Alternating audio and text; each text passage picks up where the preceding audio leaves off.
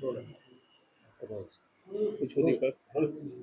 स्वामी जी, ये जो यात्रा आप निकाल रहे हैं, क्या इसका पूरा होता है? कुल मिलाकर के आज पूरे देश और प्रदेश में सबसे बड़ी समस्या बेरोजगारी का है। करोड़ों नौजवान बेरोजगारी का दंश झेल रहा है। किसान समस्या अलग मुंह खड़ी है। 3 साल से दिल्ली की सीमा पर किसान धरनारत हैं, लेकिन भाजपा सरकार आज तक न्यूनतम समर्थन मूल्य की घोषणा नहीं कर पाई है, जबकि इसने वादा किया था किसानों को लाभकारी मूल्य दिलाने का। वहीं दूसरी ओर आज महंगाई आसमान पर है, जिससे आम लोगों का जीवन दूभर हो गया है। जब से भाजपा सरकार बनी है, बड़े पैमाने पर ये लोगों को गरीब, मजबूर और मजलूम बना करके 5 किलो 10 किलो चावल पर वो इनकी जिंदगी को ठहरा दिया है। प्रधानमंत्री खुद कहते हैं हम 80 करोड़ लोगों को राशन देते हैं, 5 किलो 10 किलो चावल देते हैं। जिस देश में 80 करोड़ लोग की जिंदगी 5 किलो 10 किलो चावल के इर्द गिर्द घूमेगी, स्वाभाविक रूप से वो देश केवल गरीब ही नहीं है, बल्कि गरीबों का देश हो गया है। विश्व गुरु बनने का सपना दिखाने वाले माननीय प्रधानमंत्री जी गरीबी दूर करने से कतराते हैं। आज गरीबों की संख्या बेतहाशा बढ़ रही है।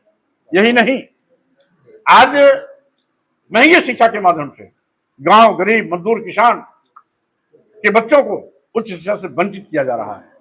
यही नहीं, इस सरकार ने सरकारी विभागों तक को निजी हाथों में बेचने में भी कोई गुरेज नहीं किया। जैसा कि देश के सभी बंदरगाह, एयरपोर्ट, एयर इंडिया, सभी रेलवे स्टेशन, कई दर्जन ट्रेनें, LIC जैसी बड़ी संस्था जो सभी लाभ में चल रहे थे, उसको अपने चहेते उद्योगपतियों के हवाले कर दिया। मैं कहना चाहता हूं, जिन विभागों में, जिन सरकारी संस्थानों, प्रतिष्ठानों में देश के नौजवानों को सरकारी नौकरियां मिलने की उम्मीदें हुआ करती थी, ये सरकार उनकी उम्मीदों पर भी पानी फेर रही है। सरकारी संपदा को भी निजी हाथों में दे रही है। कुछ चंद पूंजीपतियों के 45,000 करोड़ रुपए कर्जा माफ करने के लिए सरकार के पास पैसा है, लेकिन किसानों का जो फसली ऋण है उसको माफ करने के लिए सरकार के पास पैसा नहीं है। नौजवानों को नौकरी देने के नाम पर सरकार के पास पैसा नहीं है। पुरानी पेंशन बहाल करने के नाम पर सरकार के पास पैसा नहीं है। मानदेय पर काम करने वाले जो कर्मी हैं उनको पूर्ण वेतन देने के लिए सरकार के पास पैसा नहीं है, लेकिन चंद पूंजीपतियों को उपकृत करने के लिए 45,000 करोड़ रुपए का पैसा चुटकी बजाते माननीय प्रधानमंत्री माफ कर देते हैं। इसलिए मैं कहना चाहता हूं, आज यह सरकार देश के नौजवान, जनता, मजदूर, किसान, महिलाएं, गरीब के प्रति अपनी जवाबदेही सुनिश्चित न करके केवल कुछ थैलीशाहों के प्रति कृपालु बनी हुई है। उनको कृतार्थ करने के लिए सब कुछ लुटाने के लिए तैयार है, जिसकी मैं घोर निंदा करता हूं। आज यह बहुत पहले तथागत बुद्ध ने एक संदेश दिया था, बैर को बैर से नहीं खत्म किया जा सकता। एक और तो कहते हैं औरंगजेब बहुत क्रूर था, लेकिन वो कट्टरवादी हिंदू संगठन जो आतंकवादियों जैसा व्यवहार कर रहे हैं, या क्या क्रूरता की श्रेणी में नहीं आता क्या? 350 साल पहले औरंगजेब यहां के शासक थे।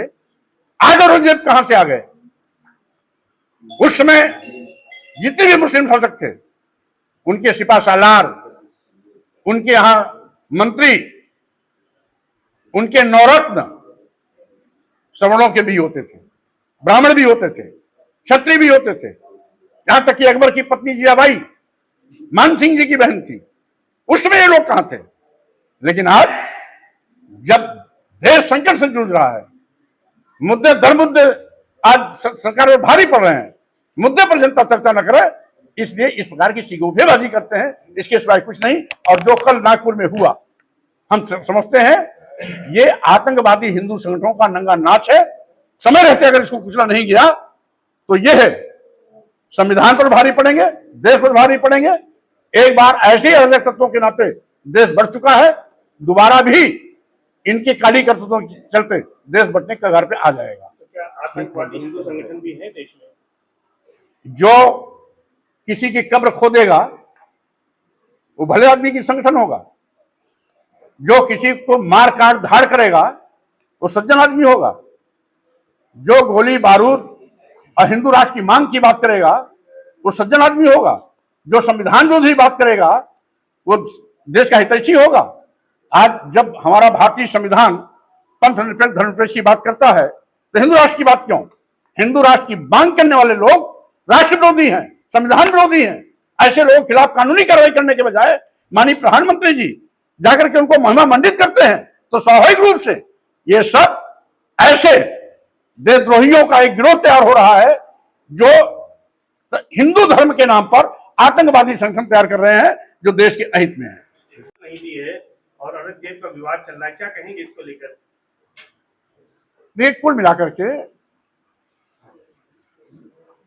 सबसे बड़ी बात है कि 1100 साल तक इस देश में मुस्लिम शासक थे, तब हिंदू सुरक्षित था। और आज जब हिंदू के सबसे बड़े अलंबरदार मोदी और योगी प्रधानमंत्री मुख्यमंत्री हैं तो हिंदू संकट में है। इसलिए ऐसे प्रधानमंत्री मुख्यमंत्री की लानत है जो हिंदू का अलंबरदार होते हुए भी हिंदू की रक्षा नहीं कर पा रहा है। यह बहाना है औरंगजेब का नाम लेना, बहाना है मस्जिद और मंदिर का नाम लेना, बहाना है हिंदू और मुस्लिम का नाम लेना। ये सब बहाने मूलभूत मुद्दों से लोगों का ध्यान भटकाने के लिए है, इसके सिवाय कुछ नहीं। तो इजाजत मिलनी चाहिए थी, मेले की इजाजत जो परंपरा है मेले की, नेजा संभल नेजा जो संभल मेले का इजाजत नहीं दी है सरकार ने, इसको लेकर क्या कहने मिलनी चाहिए?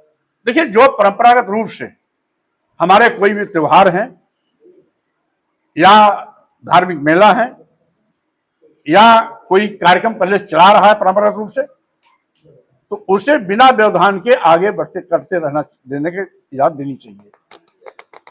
लेकिन ये सरकार तो नई परंपरा शुरू करती है और हर चीज की मार्केटिंग करती है। अभी जो अयोध्या में राम की मार्केटिंग कर रही थी, अयोध्या की चीज हार गए, 400 के पार का सपना देखे थे, बैसाखी पे आ गए। अब कुंभ मेला की मार्केटिंग कर रहे हैं। अरे कुंभ मेला भाजपा ने नहीं लगवाया है, ये हजारों साल की हमारी पुरानी परंपरा है। हजारों साल से यहाँ पर अकूत भीड़ आती रही है।